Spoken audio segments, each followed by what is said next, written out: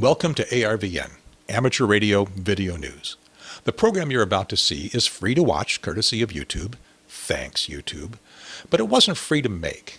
ARVN's got a lot of money invested in video equipment like this sweet camera and that editing system back there. And it takes a lot of time to shoot and edit a program like this. So I'm asking you to make a voluntary payment, contribution, whatever you want to call it. Just stop by our website, arvn.tv, and you'll see a link to make that payment, whatever you think the program is worth to you. I guess you could say that this program is brought to you by you. So thanks for watching and enjoy the show. As we get into the second session, this is the second session for the NUE PSK modems support of CW. In other words, using the NUE PSK modem coupled with your SSB transceiver in order to generate CW from a keyboard, and also, most importantly, to be receiving the CW and decoding it onto a small display on the modem. And all again, this is done without a PC. Again, we don't need no stinking PC. It's kind of the mantra. I ought to put that on my call card, call sign card. A point that I wanted to break, and then that'll kind of lead into the next session of the receive channel. We previously talked about the transmit channel, is that last year, and again, along the concept of building on the shoulders of giants here with W2NL and X and his keyboard, and on the shoulders of the previous work done in the modem, it was last year that I was sitting out there. It was on a Sunday seminar, and I'm really sorry, I don't remember who the seminar presenter was, for the intro to DSP. Was a fabulous, fabulous seminar. And if you have a chance, get the CD for that. You can get the video as well as a slide deck on a CD from the TAPR headquarters. It's really good. During that presentation, I heard, and I was moderately familiar with DSP programming. I heard a technique of being able to isolate a small sliver of frequency with a very high performance filter. It was called the Gertzel filter. Now you guys who are into DSP programming probably know this, but I didn't at the time. And I asked the question, I think I'm even on the tape, and is it possible to isolate an 800 hertz audio tone with doing it really well, high performance, or really selective, kind of answering a question we had along here earlier. And the answer was, yeah, it should work just fine. So with the tools that I got and the information that I got from that seminar, I went home and was playing with it and whipped it up, and it's really a simple thing, as you'll see. Found out that it really could serve or form the basis of a very high performance or a good quality CW reader. And then over the course of the year, of course, again, bumping into Dave and combining projects and the natural evolution of things, we used the Gertzel filter as the basis for this Morse CW reader portion. And as an answer to how well does it perform in noise in a noisy band, I think that's a big basis of its success. So, Dave, you want to take it away? Okay. We can talk about the receive channel and some of the things that we discovered going through the project, and then more questions and answers, of course. This is the receive channel. We've got the audio from the transceiver coming in. We have a programmable gain amplifier. It's not true AGC. You manually can set the gain level. And then it goes through the A to D converter, and we're sampling at this point at 8,000 samples per second. It goes into the Gertzel filter. The Gertzel filter is the one that tells us if it's got a mark or a space coming in. These things up here we'll talk about individually, but these are some tweaks that the operator can do to control some parameters on it. Anyway, it's coming out here at a lower rate than here because this guy processes this in blocks, and for each block he outputs a level, whether it's a 1 or a 0, essentially. This guy is actually doing all the real work as far as Morse code's concerned, because he's the one that's grouping the marks together into characters and then sending that information down to this block that is encoding the Morse into ASCII. That goes onto that same graphic display and optionally can be recorded on a flash drive. The Goertzel filter. Be gentle with us. Yeah, you're right. For those who are interested, here's the feedback diagram for the Goertzel filter. It's a specialized discrete Fourier transform algorithm. It's widely used, in fact, universally, I think, for DTMF decoding. That's the tones that the telephone keypad generates. The keypads use 4 different tones taken 2 at a time, which gives them a combination of 12. And if you notice, your telephone has 12 keys on it. And they'll have 4 Goertzel filters in there and then just monitor the output. They can take a vote and just take the 2 strongest ones, you know, so it's easier for them to decode the thing, which is what they want, of course. The algorithm itself is extremely simple. I was looking at it, and I was reading some stuff, and I found a pretty good description of the Goertzel filter in Wikipedia. Essentially coded it from that description. And it executes extremely fast. It is so fast we just executed the interrupt routine 8,000 times a second. This is and we have plenty of time to spare. There's only one coefficient.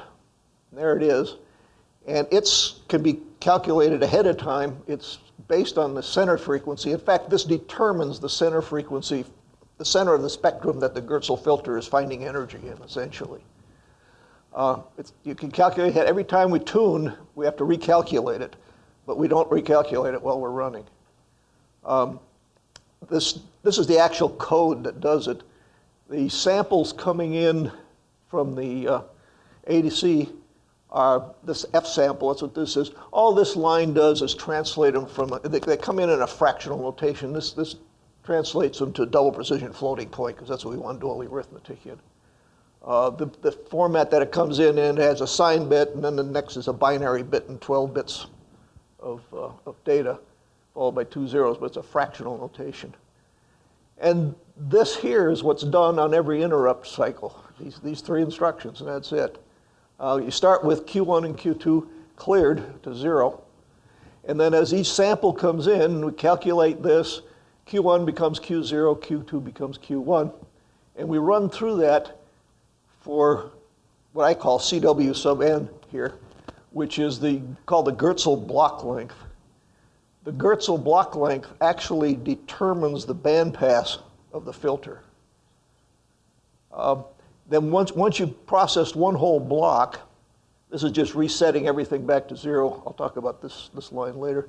And then it generates this one statement, G current, and that's the output that comes out here. Or that's the output actually that's looked at to determine if it's a mark or a space. What this value is it's related to the amount of energy within the passband that's centered on this center frequency up here. And it doesn't give you any phase information. You know, it doesn't give you anything except it says there's this much energy in that passband. And all you got to do now is determine what's the threshold between the mark and the space on it. Then this zeroes everything else out again, and then starts over on the next one. So we're coming in here at 8,000 frames a second, or samples a second. We're coming out here at 8,000 divided by whatever that number is. We default to 40, which we'll see later, gives us a 200 hertz bandwidth on the thing. Let's see, I think that's covers everything. You were going to say something? So what, you're all going to be tested on this at the end as well. So this is test number 2. So. Well, I gave them the code. Yeah, there you go. Now, there's an alternative that has classically been done in the past. I've done it. You all might have done it. The classic NE 567 or SA 567 or LMC 567 tone decoder, phase lock loop tone decoder. That's a simple way of doing it. There's all sorts of issues with that. It kind of works, a little bit slow to respond sometimes. Another approach for for detecting if a certain tone is present within certain limits is to use an active bandpass filter. So you get a couple of op amps and you have the appropriate R's and C's around that in order to detect when the tone is present. When the tone is present is when it's a mark. When the tone is not present is when it's space. And that again is the signal coming out of the Gertzel filter or out of the filtering process that is determining whether you have a mark or space, and then that's converted into Morse code. The Morse code is determined from that, and then from that it's determined or transferred into ASCII, as Dave will continue. But the point is that, to my knowledge, and it might well be, there might be ways that this is done in some of the more expensive or the more extravagant PC versions of CW readers and such, but in an embedded system, this is probably a rather unique solution. Right, and I was amazed at how well it worked the first time. Unbelievable. I think I've covered everything on there. Now we talk about, I mentioned these tweaking, we're going to tweak our Gertzel now. There's a couple things that can happen. If you happen to be listening to a very strong signal, there's a threshold that this filter, actually what it does is it has we start out making a guess at what the threshold should be between mark and space. And then we start looking at everything above that and everything below that. And I have actually 1,000-point running average on those. And then every time that changes, I just take the average of those two running averages, and that's where the threshold. So as the signal levels, like in QSB, start to move around, the threshold will move with it. Well, it turns out one of the things we found out early was that if you're listening to a real strong signal, then that threshold gets pushed way up. Then you tune to a weak signal, and the Gertzel filter never hears it. You can hear it, but then, well, it turns out if you hit the T key while you're in receive mode, you get this display. This gives the current setting for the Gertzel filter, and we normally, I think, start at something like 3,300. But below it is the range you can adjust it over, 200 to 250,000, with a strong signal that gets up there. And when this display is on the screen, hitting a plus or minus will drive it up or down. It's not one at a time. It depends on where it is. Otherwise, it'd take forever to get through this range. And so what you would do, and the receiving keeps going on while you're doing this, while you're adjusting this. That's one of the reasons this is put up here, so it wouldn't interfere with the receiving. Most of the other configuration settings you set up on the modem, they take over the whole screen, but you don't want to do that while you're receiving. And so if you take a look at this and you see the threshold way up there, you can hear it coming out of your transceiver. You start hitting the minus key and start bringing that threshold down. And I've seen this threshold actually higher than 250,000 and lower than 200, so it covers quite a wide spread. And you keep moving that down until you start to see code down here. Then if you hit the enter key, that releases it again, and so now the thing takes over doing the averaging, and it starts calculating it. So sometimes you got to nudge it into the range where it is. The same thing can happen going the other way, going from a weak signal to a strong signal, especially in a noisy area of the band. And it's, as long as, if you just push the T key and then watch the threshold, it'll sit there and show you what it's doing. You can see it bouncing around a little bit while it's running. But once you hit a plus or a minus key, it locks. Then it won't change. But it does adjust these running averages I got running to follow it, so that when you finally release it, it starts at that point and moves. Anyway, that's worked out pretty good in cases where we've run into that. All right. Move along, he says. I mentioned the bandwidth. If you strike a B key, see, we're in receive mode, so most of the keyboard is available for hotkeys, so we can do anything we want with them. So we hit the B, we get this thing which shows the bandwidth. And again, using plus and minus keys, we'll adjust that up and down. And what it's doing, if you remember in that previous slide with the Gertzel coefficient, or not the coefficient, but the block length, the CWN, this is changing that. And the next slide, I think, has more on that. One thing we have to watch out for, the narrower the bandpass is, the longer it takes to do the calculation. And that can affect the upper limit on what kind of code speed we can handle. This just shows the bandwidths that are available from 100 to 1,000. And the reason they're just specific, discrete values is one of the requirements of the Gertzel filter is that the block length has to be an integral factor of the sampling rate of 8,000. So if you notice, these two numbers all multiply together to 8,000 all the way down. And then this determines the amount of time it takes to process that block. It has nothing to do really with the computational time of the Gertzel filter itself. It has to do with the sampling rate, because we're only getting one of these every 125 microseconds. So if we have to get 80 of them, it's going to take 10 milliseconds to get one output from the Gertzel filter.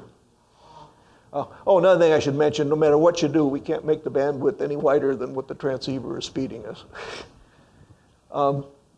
To actually copy, this incidentally is this shows the default value of 200 hertz. That's with the block length of 40. It takes 5 milliseconds to generate each one of these.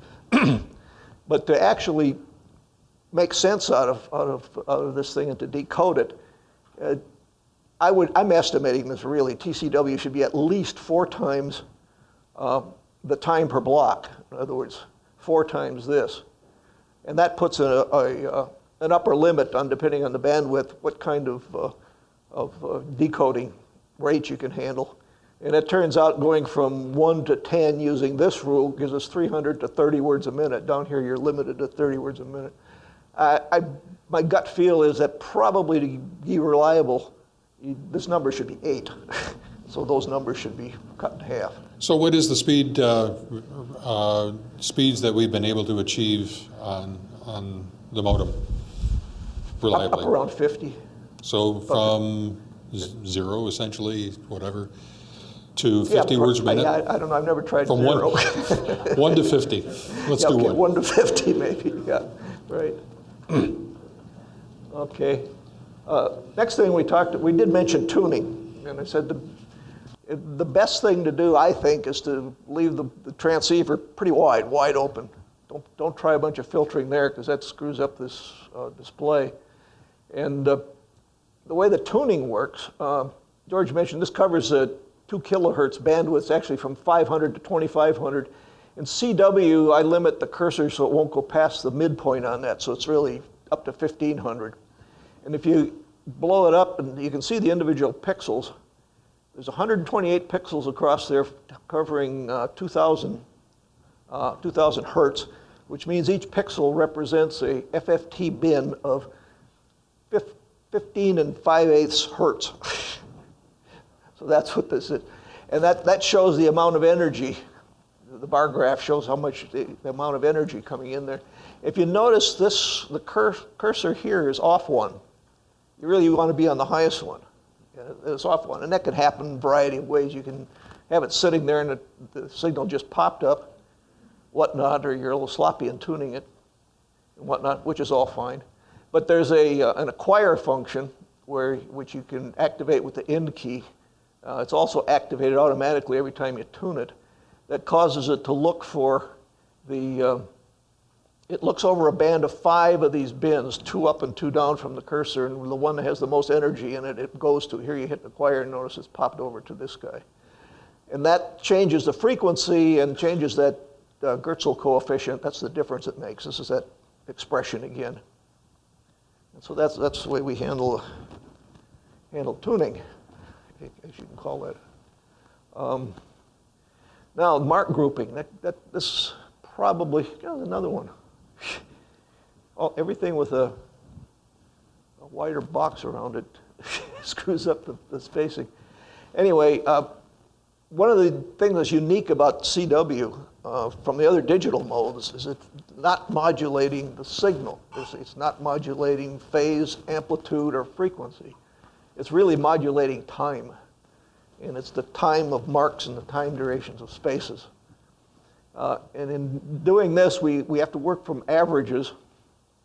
And we try to make some best guesses and then look at it and then look at what's gone by for a while and then do some averages. And we calculate fences, which I call fences, which are really thresholds to tell the difference between, you know, these inter-element spaces or inter-character spaces, et cetera, et cetera. And by following that, we'll generate groups of marks, dots and dashes, that are passed on to be translated.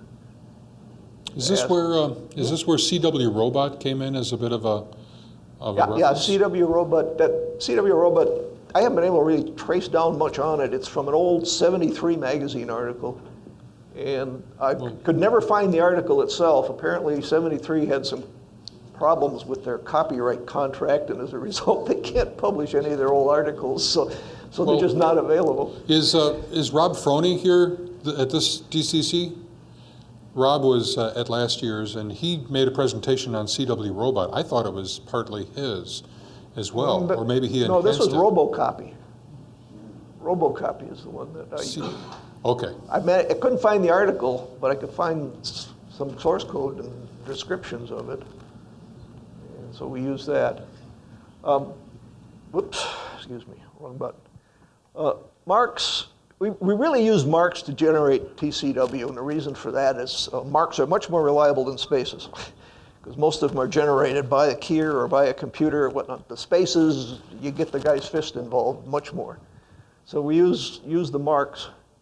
It turns out if we had a perfect world and we took a bunch of marks and averaged them all together, there should be either marks 1 TCW long or 3 TCWs long. And if you average them all together, they should wind up with 2, which is the exact fence that you want, right in between the two. So we actually do this, and we run 32. I don't think do I get into that over here? No, we go right to spaces. Okay, I take a look at the last 32 marks that we got, and we'll take and run an average of that. And we also look at the mean deviation. That is how far each one varies from what that average is. And we look at that, and we take the average mean deviation of all these numbers, and we add that in to the average of the durations, and that's really what gives us the fence. And the mean deviation speeds up the transition if you're going from slow to fast speed, vice versa, whatnot. It'll move faster if we're including that in the calculation. Now, if you think about it, what we're doing is averaging the last 32 marks that we got. Well, you look at the word Paris, the standard word, has 4 dashes and 10 dots in it. Well, that's going to be kind of a poor average to use. So there's a 10 minutes. Ooh, there's another already. There's another thing we do is we limit the number of duplicate marks that are included in that calculation. And so if we get two marks the same length or within the same length, which means they're 12.5% within each other, then we won't take any more that are within that margin into the average.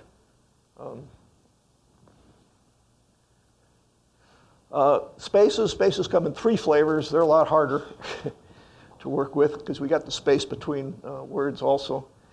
First off, any space ends a mark. And once we see a space, we say, okay, there's a mark. We'll put that in a collection of marks. And then when a space exceeds the character fence, which is the distance between characters, then we will bundle off the group of marks and send it off to be translated. But we continue to monitor the space, and then if the space period exceeds our word fence, the third fence, then we'll tell this next guy down the road to insert a space in the text stream.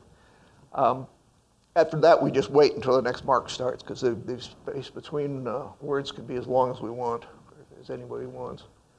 And like I said, these are grouped up. We use the mark TCW as the basis for the spaces. But then we allow them to vary. Well, we'll get to the tweaking in a second. But we do some averaging on the space lengths. We only look at 10 of them. It's not as complicated as what we do with the mark stuff. And then from that, we generate a character fence, which is 2 CW of the inner element average. We were computing what the real average was in there. And the word fence is 2.5 times that. And if you look at that, if it was a perfect world, they would come out right in the middle of these different spaces. Now the operator has some fence tweaking here. I mentioned that this is all, these spaces are calibrated or in TCWs. The operator can go in and change these for the character and the word.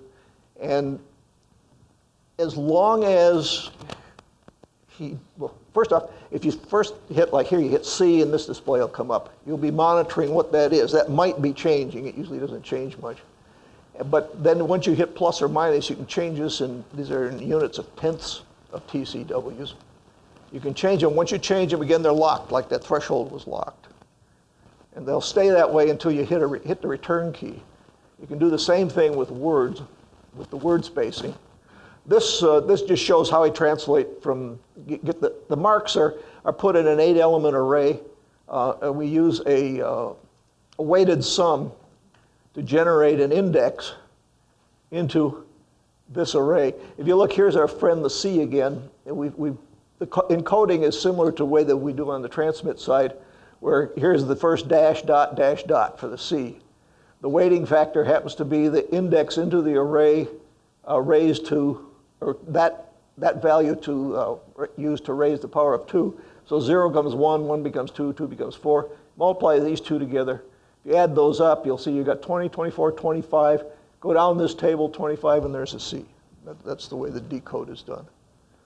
This works for anything up to 4 Morse elements in it. It would work all the way up to 8, but the table gets too big and too sparse, so we just brute force translate those guys.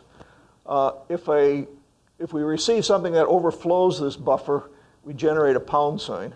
If we receive something that we don't recognize, we print an asterisk. Here. And that's essentially it. Uh-huh. Okay. ETIAN-MSUR.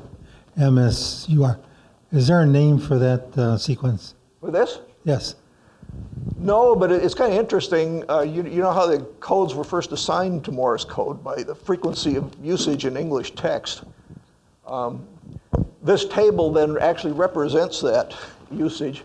You got E down here, the most common, T the second most common. So this really represents that. I read an article recently where somebody had gone back and done a study just to see how accurate this really was today. And they used for standard text, I think, the NASA QA manual. So they went through that and analyzed it.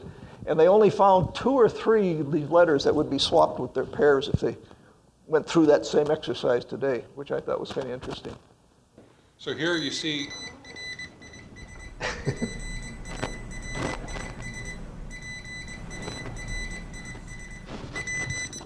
what we've got here is this thing is, there's a special mod in this particular modem that allows me to run my keyer into the decoder. So it's as if it's receiving this stuff.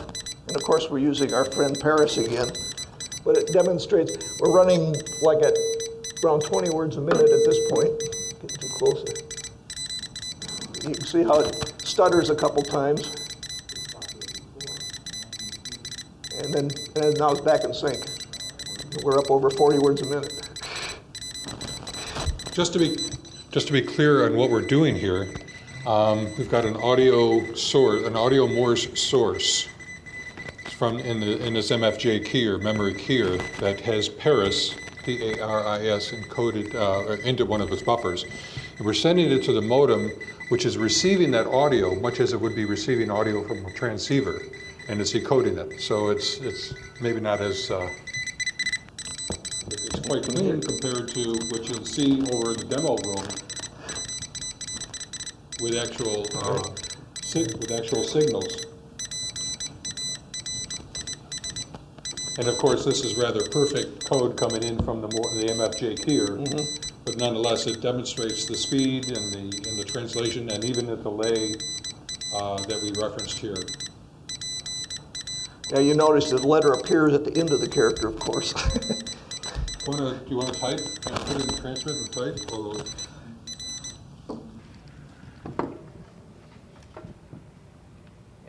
Yeah, we go up. See the overline?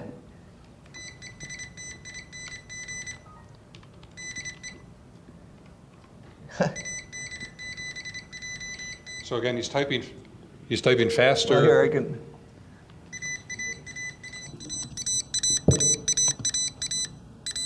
Oops, I got the. Now these go. Here comes. Come on. Those were all run together because they were lowercase. Da da da da da.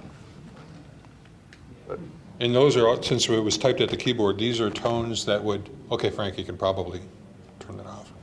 These are tones that would be sent to the modem, to the transceiver in SSB mode in order to transmit what was being typed at the keyboard. that's another thing. The modem has to be in one of the SSB modes. It can either be data or pack. Some of them call it packet or whatnot. If the transceiver is in CW mode, the receive will still work, but the transmit won't work because we don't have access to the key or input on it. Another thing, Another thing, looking at the frequency, if they're both in single sideband mode, the two transceiver, if you could see both of their dials, would be the same. But if one's in CW mode, it'll be offset by the tuning. One of them will be offset by the tuning value in the modem.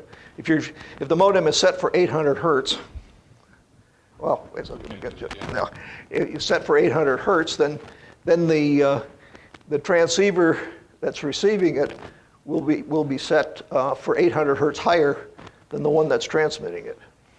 Yeah, but you got to be aware of that sometimes.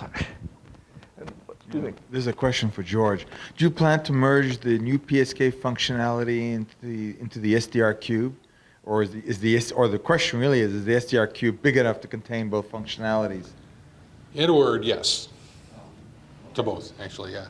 So the evolution of this, some people have asked, is the NUE PSK available? We've had it available for 4 years as an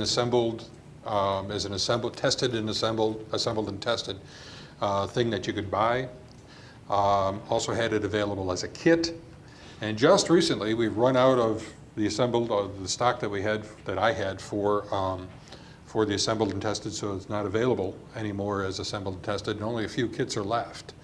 But still, the thing is totally open and able to be built up. But as kind of a rollover to that, because we use the DISPIC 33F in the SDR cube transceiver as well, taking this and putting it into the transceiver is a piece of cake. So we'll soon be able to, piece of cake, right? He didn't spend 6 months working on it. But I listened to 6 months of you. Yeah, well, that's all right. That's my privilege. One last point here, and then we'll wrap it up. Back in 2001, in some published papers that I had done with the QRP Quarterly magazine, I had an article called Portable PSK, and kind of a vision for having a standalone box, without a keyboard, certainly without a PC, without a keyboard, just using Morse. What I call it is a headless The Sleepy Hollow box, configuration. the Sleepy Hollow configuration. It's only taken 10 years or so to get to this point, but I think we're just about there. An easy outgrowth of this can be envisioned as having, instead of keyboard input, have it be CW input, instead of having a display or augment the display with Morse output. We're already inputting Morse and converting to text. It wouldn't be very difficult at all to have that come out as Morse. Why not just use a plain old transceiver? Yeah, you could do that. But with a headless type of operation, having digital mode support in the same fashion, using a paddle as an input and Morse as an output. Morse is the common language that we hams have. Some's rusty, some has a fist fallen off over the years, as we've said, but nonetheless, it's still a mode that has great viability, in my opinion, in emergency situations, and it's the easiest type of transmitter to make. It's the easiest type of transmission to decode. It requires the least amount of bandwidth, and hence it can still be quite valuable and useful for us as hams serving the publics going forward. I was just kind of curious about whether you consider character recognition, basically studying the algorithm up to market space recognition. Well, we do character I don't follow. You mean like word character, or word recognition as opposed to character? And then that would be the step up from character recognition, right? Right. Yeah, well, I think we're actually doing character recognition because we're decoding into ASCII. But I've been thinking about the same thing. If you really wanted to do it right, then you have to have a lot of intelligence and a big database in there. It'd be like a spelling checker. Well, Probably not. of course, the problem with word recognition is that, you know, you've got call signs and all kinds of Right. abbreviations and things.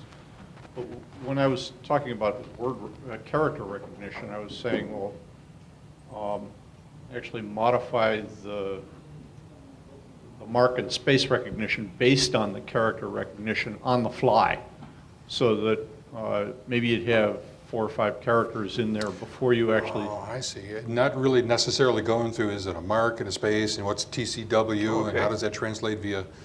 Right. Get some in and then look back and make an intelligent guess as to where. It's the perhaps threshold. So we'd be saving the thresholds instead of whether they're marks and spaces or Kind dots of and dashes. Kind of like the equivalent to Hellscriber. Hellscriber, and it might be hell to implement, but Hellscriber is a digital mode that uses a bit of your own brain in viewing call it a bitmap, a ticker tape bitmap that comes across. And your brain is able to decipher words as opposed to having the computer algorithm actually decode A, B, C, D, E. Well, I'm not a CW guy myself, but I've talked to some CW guys, and they said that they actually recognize the characters as they come through in their brain. Oh, rather that's for than- sure. You know, they really recognize words. Yeah, a lot of that's- And times. words too, Yeah. right, sure. Yeah. And I was thinking that maybe the algorithm could Interesting kind of be point. stepped up to that. Very interesting point. Yep. Yeah, we got a few bytes left of program memory. Yeah. Any other questions before we wrap up? Being one of those demented VHFers who does things like Meteor and EME, you know, I have some interest in some of the Joe Taylor stuff, the JT65 and so on. Is the capability here to implement things like that? Because the guys that go roving and stuff like that would find something like this kind of handy. In other words, using this algorithm, the CW? Not necessarily, no, implementing essentially the algorithms that Joe created, Oh, for like the various JT65 and things like that. I saw you were going to do on your website MT63. On the modem platform? Yeah. Yeah, Yes. Well, it's the, so the question is, in the new PSK modem platform itself, would we intend to put other capabilities, such as JT65? The answer is yeah. It's been suggested. It's also been suggested again for the SDR cube transceiver, that other project that I was mentioning, and that's already kind of in progress right now. There's Whisper being added, which is kind of like the starting point for JT65, but absolutely yes. So the horsepower is there. The horsepower is there. Oftentimes we might have to augment it with a little bit of memory or processor upgrade, if you will, but the horsepower is there to do that, yeah. Well, another thing you can do is when you put the flash drive in, it's very easy to upgrade the firmware. It only takes a few seconds, bang, bang. And so I know Switch back and forth. Milt was working on, what's Milt working on? Is this the same thing he's working on? No, he's working on MT60. Okay, MT63, which is, he has decided is too big to fit with these other ones. So that would be like an overlay or whatever, but you put a 4 gigabyte flash drive on here and you could load a lot of firmware in that. Other questions before we wrap? All right, guys, thanks an awful lot for the time. Thank you very much, Dave and George.